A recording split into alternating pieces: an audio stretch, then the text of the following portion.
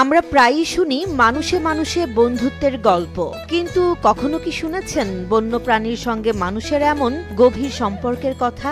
এমনই এক বিস্ময়কর বন্ধুত্বের দেখা মিলেছে গাজীপুরের কাপাসিয়া উপজেলায়।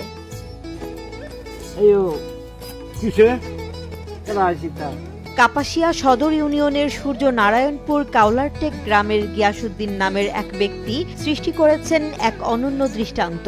তিনি অসম্ভবকে সম্ভব করে গড়ে তুলেছেন এক বন্য শিয়ালের সঙ্গে মমতার বন্ধন।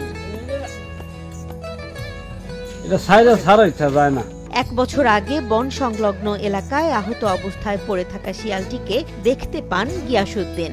মায়ায় পড়ে সেটিকে বাড়িতে নিয়ে আসেন। যত্ন আর ভালোবাসায় ধীরে ধীরে সুস্থ হয়ে ওঠে শিয়ালটি। তারপর থেকে আর কোথাও যায়নি, থেকে গেছে তার বাড়িতেই। সব খায়, আমি যা খাই তাই সারা ওই খাওয়ান না পাই, সারাদিন খাওয়ান দিচ্ছিল। আমি গেছি ছড়া বাজার, এই দেয়াল লেখা যায় না, এখন এটা আমি মারি না, তো যায় না যখন থাকে কিছু। আজ সেই শিয়ালি যেন পরিবারের একজন সদস্য। খাওয়ার সময় পাশে বসে, ডাকলেই দৌড়ে আসে। আবার বাড়ির অন্যান্য পশু পাখির সঙ্গেও খেলায় মেতে ওঠে। সারাদিন ছাগল লাগে, ছাগল যদি ছাগল জায়গা একটা হেদিকে দৌড়ে আনবো।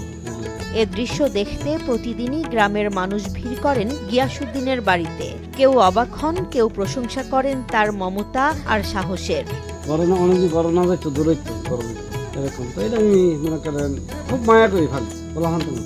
গিয়াসউদ্দিন বলেন, প্রথমে ভয় পেতাম, কিন্তু এখন ও যেন আমার পরিবারেরই অংশ।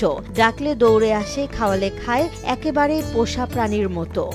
অন্যান্য যারা পশু পাখি আসে, যেগুলি আসে সেগুলি এই শিয়াল দেখে রাখে ভালার কারণে। হ্যাঁ, এটা তার পোষ মানছে। মানে ছাগল গরু এখন লয়ে গেল, মুরগি টুরগি লয়ে গেল, কারণ আপনার কোনো ক্ষয়ক্ষতি করে না, আপনার মানুষও কোনো ক্ষয়ক্ষতি করে না। কামড় দিলেও আপনার কোনো এটার অ্যাকশন নাই। গিয়াসউদ্দিন ও তার বন্ধু শিয়ালের এই বন্ধুত্ব প্রমাণ করে ভালোবাসা কেবল মানুষের মধ্যেই সীমাবদ্ধ নয়। যত্ন আর মমতা পেলে বন্য প্রাণীরাও পোষ মানতে জানে।